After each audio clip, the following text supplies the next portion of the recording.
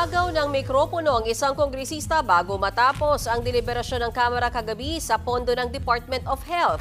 Sa pagpasa naman ng 2025 national budget, may iniwang babala. Si House Speaker Martin Romualdez laban sa anyay alagad ng kadiliman at kasamaan. Nasa frontline ng balitang yan si Marian Enriquez. Mr. Speaker, having no more members of the minority...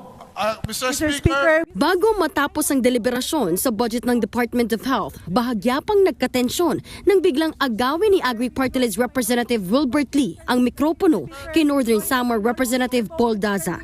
Gusto pa sanang magtanong ni Lee tungkol sa pondo ng DOH na huling tinalakay sa plenaryo kagabi.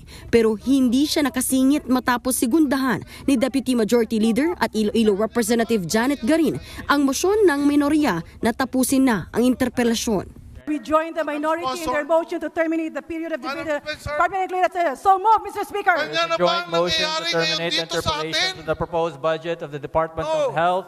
Is there any objection? The chair Mr. hears have a none. motion ruling, Let me please. question the Interpellations on the proposed budget of the Department of Health is hereby Let me terminated. question the quorum, Mr. Mr. Speaker. Session suspended.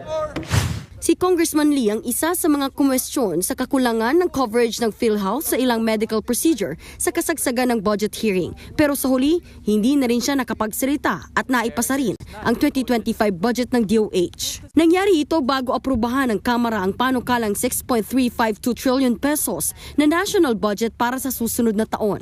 House Bill number 10800, the General Appropriations Bill for fiscal year 2025 is hereby approved on third and final reading. Congratulations. Sa pagtatapos ng plenary debates, may iniwan ding mensahe si House Speaker Martin Romualdez.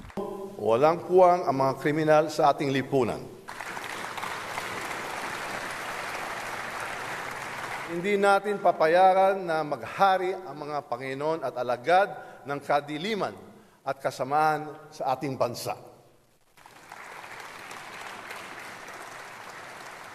Ngayon, ang Senado naman ang susunod na bubusisi at magpapasa ng bersyon nila ng national budget. Pagkatapos, pag-iisahin ang bersyon ng Senado at Kamara sa Bicameral Conference Committee. Saka ito pipirmahan ng Pangulo para tuluyang maging batas ang pambansang pondo.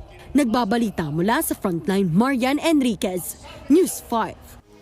Mga kapatid, Mean Los Baños po. Huwag magpahuli sa mga balita at impormasyong dapat ninyong malaman. Para sa mas malawak na balitaan at diskusyon, mag-follow at mag-subscribe sa social media pages ng News 5.